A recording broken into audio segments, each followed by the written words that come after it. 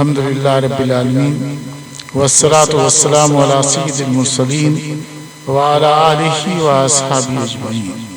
یا اللہ نسبت غلامی غوث اعظم کی بارگاہ میں قبول فرما، غوث اعظم کے فیضان سے ان سب کو مالا مال فرما دے۔ یا اللہ تیرے بندے ہیں، گناہگار ہیں، گناہوں کو نہ دیکھ، اپنے محبوبوں کی بھیک عطا فرما۔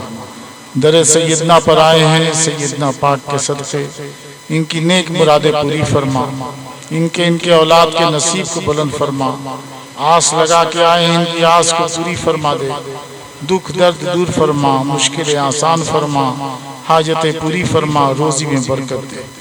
یا اللہ روزی میں برکت دے، یا اللہ روزی میں برکت دے، اپنی حفاظت خاص ان بندوں کو عطا فرما۔ اور سیدنا کے در پر آئے ہیں، ان کی تمام مرادیں سیدنا کے صدقے میں پوری فرما دے، مشکلیں آسان فرما دے، حاجتیں پوری فرما، روزی میں برکت دے، بیماروں کو شفا دے۔ جن کی بیٹیاں بہنیں بیانے کے لائق ہیں، غیب سے شادی کا انتظام فرما، بے اولاد ہیں انہیں اولاد عطا فرما، جو مقدمات میں پھنسے ہیں مقدمات سے نجات عطا فرما۔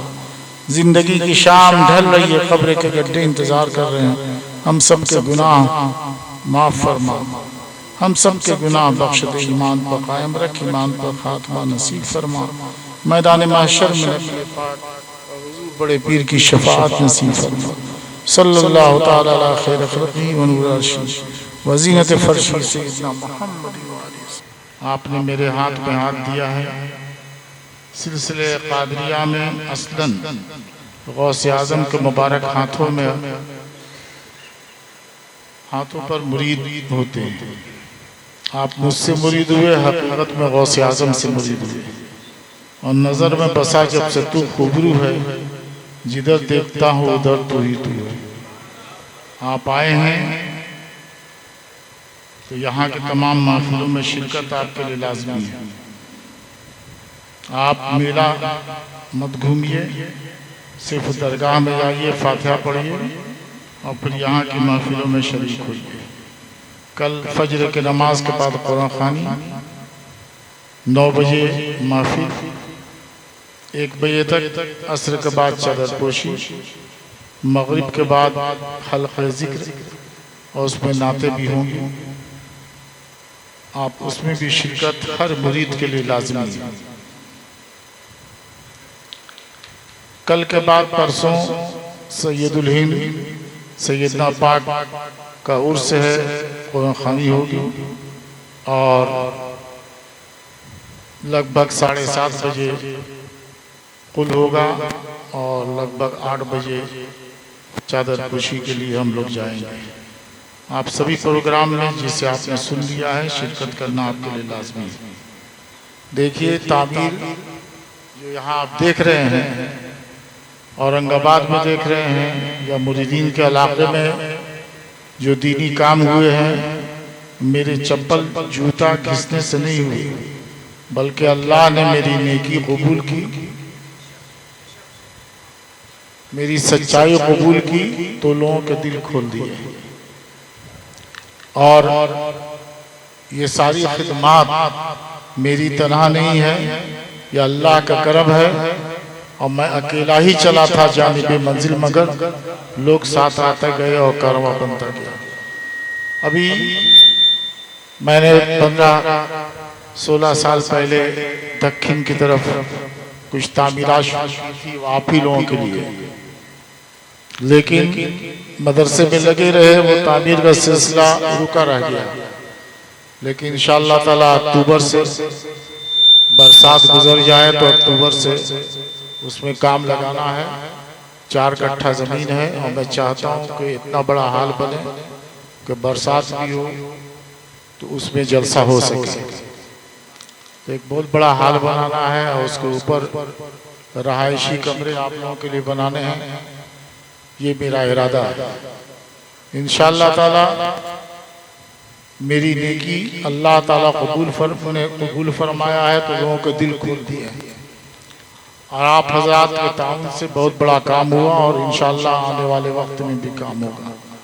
جو باتیں تھی میں نے آپ کو بتا دی، اور میں نے سچائی کے ساتھ کام کیا ہے، تو ظاہر ہے دارالعلوم سیدنا اتنی بڑی عمارت، اور یہ زمین میں نے اپنے پیسے سے خریدی، 10.5 کٹھا، اور پھر زمین کو میں نے وقف کیا مدرسہ مسجد کے لیے، گیسٹ ہاؤس کے لیے۔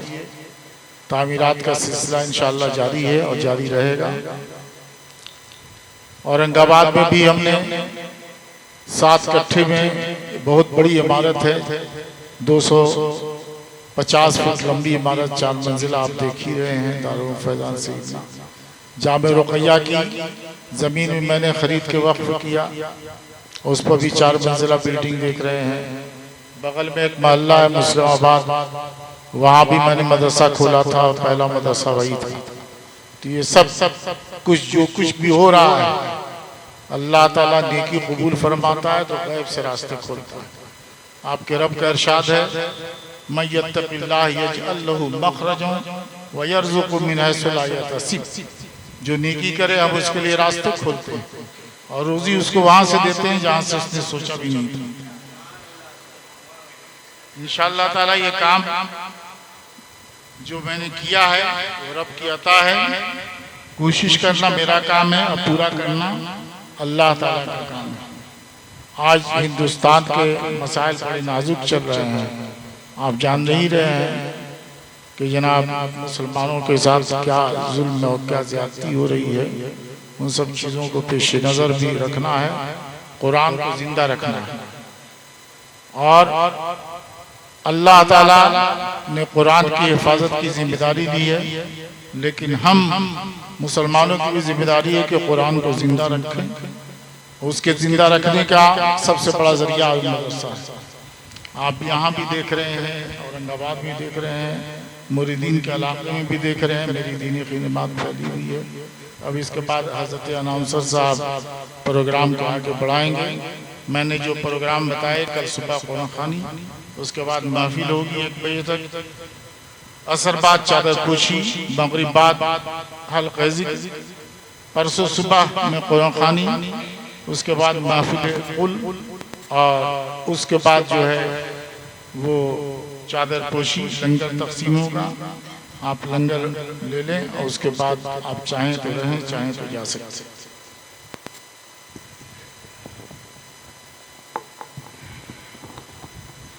حق میں باطل۔ اب آپ لوگ بیٹھیں، ادھر ادھر نہ جائیے گا، تقریریں ہوں گی سنیے گا، اس کے بعد دستار بندی ہوگی حفظ کے بچوں کی، دستار دیکھیے گا اور دعا میں شرکت کیجیے گا۔ یہ میرا حکم ہے، جو میرا مرید ہے، میری چاہت رکھتا ہے، اس پر تعمیل ضروری ہے میری باتوں کی۔ کل صبح قرآن خوانی ہوگی طبیب ملت کے عرس کے سلسلے میں، فجر بعد، اور لگ بھگ 9 بجے سے میلاد کی محفل ہوگی 1 بجے تک، جس میں آپ تمام کی شرکت لازمی ہے۔ آپ ایک کھوٹے سے بندھے ہیں، پڑھیے بسم اللہ الرحمن الرحیم، استغفر اللہ ربی من کل ذنب واتوب علیہ۔ اے اللہ، میں تمام گناہوں سے معافی چاہتا ہوں، توبہ کرتا ہوں، لا الہ الا اللہ محمد رسول اللہ۔ میں نے اپنا ہاتھ حضرت بڑے پیر غوث پاک کے پاک ہاتھوں میں دیا، ان کی غلامی میں داخل ہوا، سرکار غوث پاک کے پاک ہاتھوں میں ہاتھ دے کر سلسلہ قادریہ میں مرید ہوا۔ یا اللہ، یا رحمان، یا رحیم، دل مارا کن مستقیم بحق ایاک نعبد و ایاک نستعین۔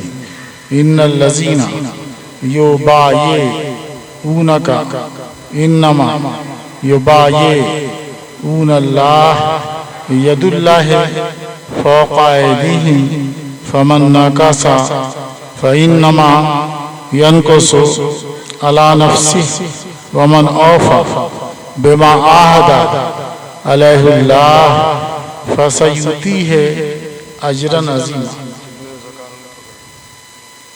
میں نے سلسلے قادریہ میں داخل کیا، غوث پاک کا مرید بنایا، اپنے نام کے آگے قادری لگایا کیجئے۔ قادری ہیں یعنی عبد القادر والے، غوث پاک والے۔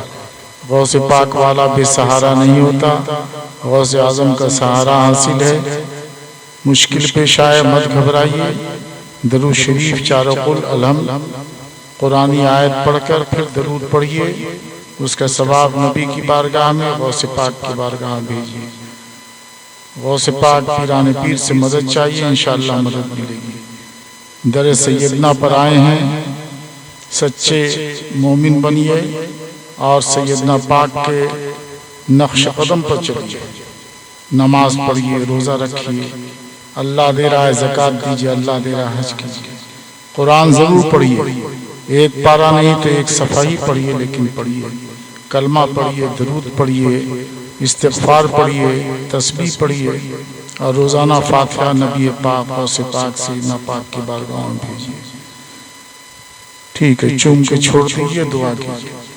الحمدللہ رب العالمین والصلاة والسلام علی سید المرسلین وعلی آلہ واصحابہ اجمعین۔ یا اللہ نسبت غلامی غوث اعظم کی بارگاہ میں قبول فرما، غوث اعظم کے فیضان سے ان سب کو مالا مال فرما دے۔ یا اللہ تیرے بندے ہیں، گناہگار ہیں، گناہوں کو نہ دیکھ، اپنے محبوبوں کی بھیک عطا فرما۔ در سیدنا پر آئے ہیں، سیدنا پاک کے صدقے ان کی نیک مرادیں پوری فرما، ان کے اولاد کے نصیب کو بلند فرما۔